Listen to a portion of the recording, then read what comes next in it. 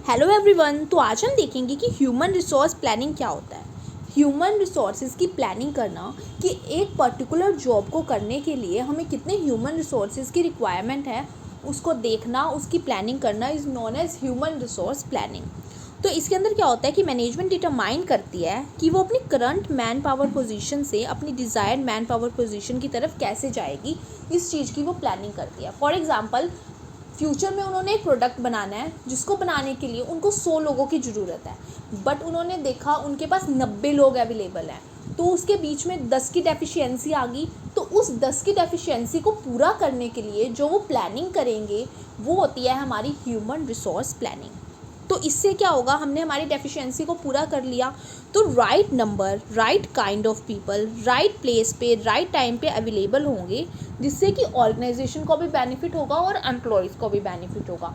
Organisation को उनके जो ऑब्जेक्टिव्स हैं, गोल्स हैं, वो अचीव करेंगे। तो जब एक ऑर्गेनाइजेशन ग्रो करेगी, अपने जो गोल्स हैं उसे अचीव करेगी, तो उससे एम्प्लॉयज़ को भी बेनिफिट होगा। तो इससे दोनों को लॉन्ग लास्टिंग बेनिफिट होता है।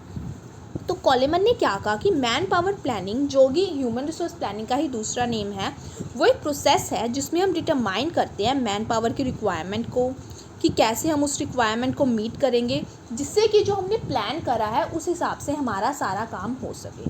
तो this is all about human resource planning. तो इस डायग्राम के थ्रू हम देखते हैं कि ह्यूमन रिसोर्स प्लानिंग के अंदर क्या होता है कि सबसे पहले हम फोरकास्टिंग करेंगे ह्यूमन रिसोर्स रिक्वायरमेंट की, फिर कंपेयरिंग करेंगे रिक्वायरमेंट एंड अवेलेबिलिटी की, फिर हम फोरकास्टिंग करेंगे ह्यूमन रिसोर्स अवेलेबिलिटी की। तो इससे हमारे पास 3 कंक्लूजन निकल के आएंगे। या तो हमारी डिमांड एंड सप्लाई सेम होगी, 100 की ज़रूरत थी, 100 है हमारे पास, तो हम कोई एक्शन नहीं लेंगे।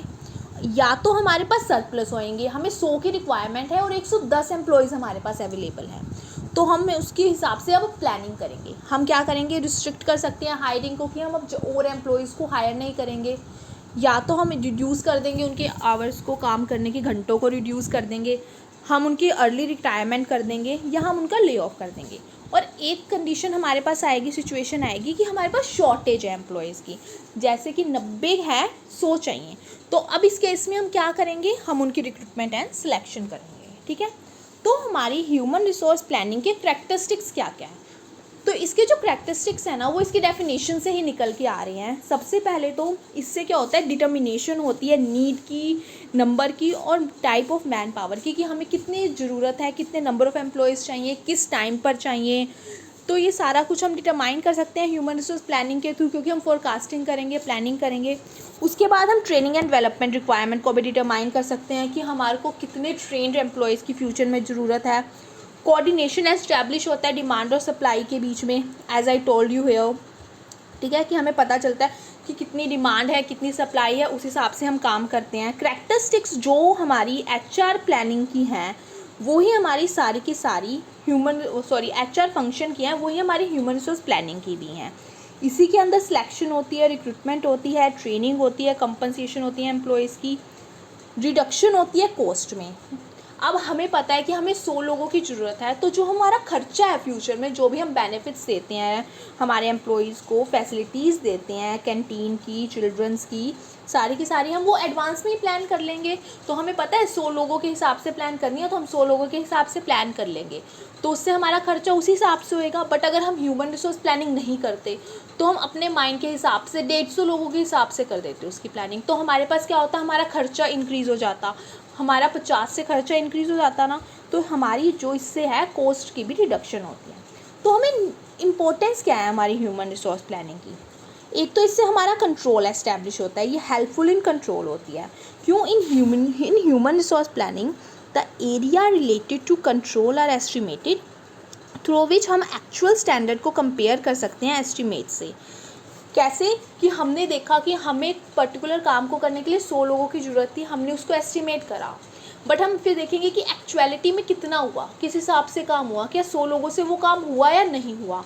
तो उस चीज़ को हम कंपेयर कर सकते हैं और फिर उस हिसाब से हम कंट्रोल एस्टैब्लिश कर सकते हैं। ठीक है, करेक्टिव एक्शंस ले सकते हैं। Human resource planning is helps in understanding positive as well as negative aspects by making comparison with standards. ठीक है, हम स्टैंडर्ड से कंपेयर कर सकते हैं और उसके बाद हम देख लेंगे कि अगर हमारा फोरकास्टिंग में क्या कमी रह गई थी या हमारी चीज़ों में क्या कमी रह गई थी। ठीक है, उसके बाद formation of profitable organisation. Profitable organisation कैसे होएगी कि खर्चे भी कम होएंगे, हमें जिस हिसाब से वर्कर्स की ज़रूरत है हम उस हिसाब से टाइम से पहले उनको सर्च कर लेंगे, अच्छे से कर लेंगे, तो इन सारी चीज़ों से हमारा जो ऑर्गेनाइजेशन है अच्छे से काम कर सकेगा। हेल्पफुल है एस्टेब्लिशिंग कोऑर्डिनेशन एस्टेब्लिश होता है। Human resource planning establish coordination between activities related to human resources and their objectives. क्या होएगा कि हम ऑलरेडी सब कुछ प्री प्लान कर लेंगे ना, तो कोऑर्डिनेशन एस्टेब्लिश रहती है, ठीक है। तो due to the objectives can be achieved in specific time, specified time में हमारे जो ऑब्जेक्टिव्स हैं वो भी अचीव हो जाएंगे। पीस रहेगी, शांति रहेगी ऑर्गेनाइजेशन में कि हमने पहले से ही प्लान कर लिया था कि 100 लोगों की ज़रूरत है, तो 100 लोग उस टाइम पे हैं, तो कोई इशू अराइज नहीं होता। इफेक्टिव इवेल्युएशन हो जाता है, हम इवेल्युएट कर पाते हैं कि कैसे हमारा काम हो रहा है, अच्छे से नहीं हो रहा, कि अगर नेगेटिव है तो उसको हम देख लेंगे कि कौन लाइएबल है, हमारा काम अच्छे से नहीं हो रहा उसके लिए। हेल्पफुल इन इनकरेजिंग एम्प्लॉयज़ भी इनकरेज होते हैं इसके थ्रू, क्योंकि under he job specification is studied which is related to employ capabilities. तो इसके अंदर हमारी जॉब स्पेसिफिकेशन भी आती है, उसको हम स्टडी करते हैं जिससे कि एम्प्लॉयज़ की कैपेबिलिटीज़ का पता चलता है। In this way, employees are provided information related to the desired competencies and efficiencies. Thus, the human resource planning and fully encouraging employees. तो उससे क्या होता है कि उनको पता चलता है कि हम किस काम के अंदर अच्छे हैं, क्या हमारे अंदर स्पेसिफिकेशंस हैं, तो अच्छे से काम हो पाता है। इंसेंटिव्स डेवलपमेंट भी होती है। The human resource planning help the employees as well as the organisation to progress. तो क्या होएगा कि जब अच्छे से हम प्लानिंग करेंगे तो जो ऑर्गेनाइजेशन है वो अपने जो ऑब्जेक्टिव्स है वो भी अच्छे से अचीव करेगी, तो उससे एम्प्लॉयज़ को भी तो इंसेंटिव्स मिलेंगे ना, तो इसमें भी हेल्पफुल होती है।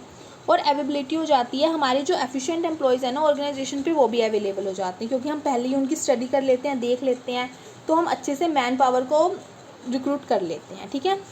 इम्पोर्टेंट लाइक प्रोडक्ट प्लानिंग, ये एज इम्पॉर्टेंट है जैसे कि प्रोडक्ट प्लानिंग ज़रूरत होती है।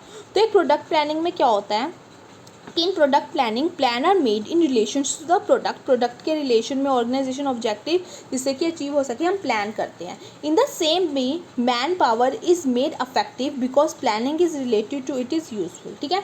तो मैन पावर की जो वो है वो भी अफेक्टिव होएगी प्लानिंग, तो उससे अच्छे से काम होगा। तो जिससे क्या होएगा कि अगर मैन पावर अच्छे से काम करेगा तो ऑर्गेनाइजेशन की भी ओवरऑल डेवलपमेंट अच्छे से होएगी। तो दिस इज़ ऑल अबाउट कि ह्यूमन रिसोर्स प्लानिंग क्या होता है, उसकी करैक्टरिस्टिक्स क्या हैं, उसकी इंपॉर्टेंस क्या है।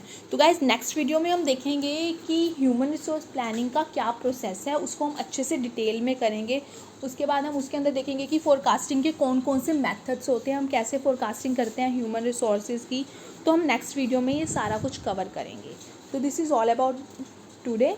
So thank you for watching. अगर आपको एफर्ट्स अच्छे लगे हो तो चैनल को सब्सक्राइब करना, वीडियो को लाइक करना एंड कमेंट्स में बताना कि कैसी लगी है। So thank you for watching, bye bye.